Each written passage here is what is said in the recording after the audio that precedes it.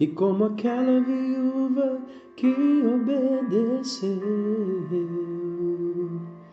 e o seu azeite multiplicou. Capítulo 7. Estamos mais perto do final do que do começo. Glória a Deus que tem nos sustentado nesse estudo, para o crescimento, para o fortalecimento do nosso caráter cristão, não é mesmo? Bom, queridos, se você não estudou o capítulo 1, 2, 3, 4, 5, 6, se ainda não leu ou não assistiu os vídeos, eu te convido a parar aqui, voltar a assistir os vídeos anteriores ou ler o material, tá bem? Combinado? Então chegamos ao capítulo 7 e hoje nós vamos abrir com chave de ouro o nosso estudo. Vamos abrir com a palavra de Deus, lá em 2 Pedro 1, de 5 a 9, tá? Abram sua palavra, abra a palavra de Deus aí, a Bíblia de vocês. Eu vou ler na versão NVT, que é a versão que eu tenho aqui agora. Vou ler rapidamente aqui para a gente conseguir prosseguir o nosso estudo, amém? Bom, lá diz assim: esforce-se ao máximo para corresponder a essas promessas. Acrescente à fé a excelência moral, a excelência moral, o conhecimento, ao conhecimento, o domínio próprio, ao domínio próprio, a perseverança, a devoção a Deus, a fraternidade, e a fraternidade, o amor. Quanto mais crescerem nessas coisas, mais produtivos e úteis serão no conhecimento completo do nosso Senhor Jesus Cristo. Mas aqueles que não se desenvolverem desse modo são praticamente cegos, vendo apenas o que está por perto e se esquecem de que foram purificados de seus antigos pecados. É isso que diz a palavra de Deus em 2 Pedro 1, de 5 a 9. Bom, queridos, nós vimos então que o tema desse capítulo aqui é cultivar o fruto, e nós vamos falar muito sobre isso hoje, sobre como cultivar esse fruto chamado domínio próprio.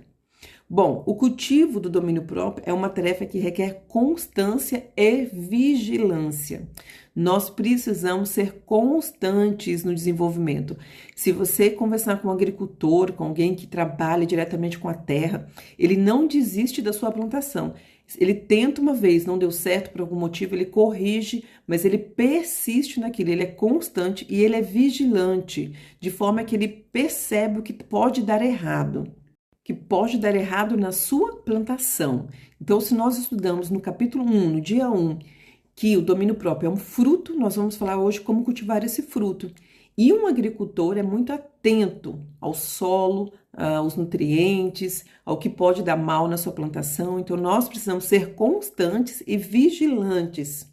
Bom, lá no livro Design Interior, 10 Elementos da Feminilidade, as autoras Nancy e Mary, elas desenvolveram 6 passos para cultivar, para desenvolver uma mente sã, uma mente refreada, uma mente saudável. Lembra que nós falamos disso no capítulo anterior?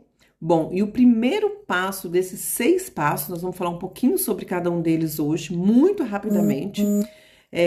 O primeiro passo é refletir sobre a situação. É primordial nós identificarmos onde, como e quando o diabo nos ataca.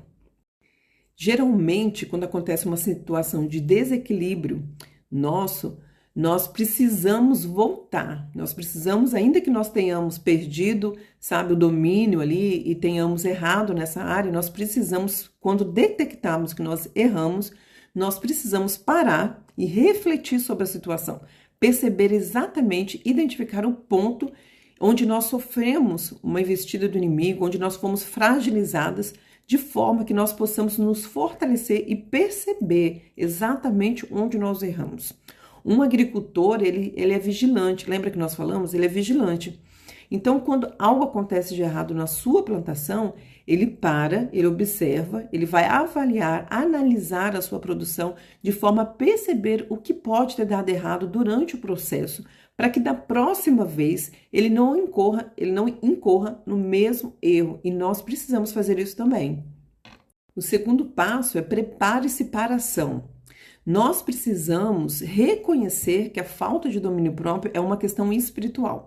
Por isso, nós precisamos tratá-la como no âmbito espiritual, como uma questão espiritual e com armas espirituais. Se nós entendemos que o domínio próprio é um fruto do Espírito, então é uma questão que nós precisamos tratar nesse âmbito. Então nós precisamos lutar contra as forças do mal nessa área, como? Com a palavra, com adoração, com oração, com jejum. Muitas vezes, para nós termos algo corrigido no nosso caráter, nós vamos precisar ser muito mais intencionais. Nós vamos precisar ser muito mais dedicados a isso, muito mais preparados para vivermos a nossa vida, situações que não serão postas no dia a dia. Então, reconhecer que isso é uma questão espiritual e que precisa ser tratado é algo necessário para o processo. O terceiro passo é lembre-se do seu compromisso. Mesmo nos momentos em que nós erramos nessa área, nós precisamos nos lembrar do processo que nós já nos submetemos. Qual o processo? De santificação, de crescimento desse fruto, de fortalecimento desse músculo, de levantar os muros nessa área. Então, é possível, é muito possível, é muito provável que mesmo na tentativa de não errar nessa área, de ter esse fruto muito bem construído, é muito provável que logo em seguida, durante o processo, muitas vezes nós erramos justamente nessa área. Mas não desista do processo. Persista, seja constante, seja vigilante e coloque diante de Deus quando você pecar nessa área. Mas não fique nesse lugar. Não permaneça nesse lugar. Se arrependa, peça perdão para Deus e lembre-se do seu compromisso. Submeta esse novo momento ao Senhor para que Ele possa te reconduzir ao processo. O quarto passo é confie no Espírito. Lembre-se sempre que domínio próprio é um fruto do Espírito. Portanto, vai ser o Espírito que vai nos conduzir a tomar as decisões certas, equilibradas, saudáveis, sensatas, a reagir com as emoções corretas, equilibradas, saudáveis. Tudo nós vamos buscar no Espírito e é o Espírito que vai nos conduzir em cada situação. Nós precisamos sempre nos lembrar disso, porque vai ser nesses momentos oportunos que, de maneira diversa, variada, que o Espírito vai dar um sinal, que o Espírito vai dar uma direção, que o Espírito vai dar uma condução naquele momento. Nós precisamos aprender, muitas vezes, queridos, a desenvolver sensibilidade no Espírito.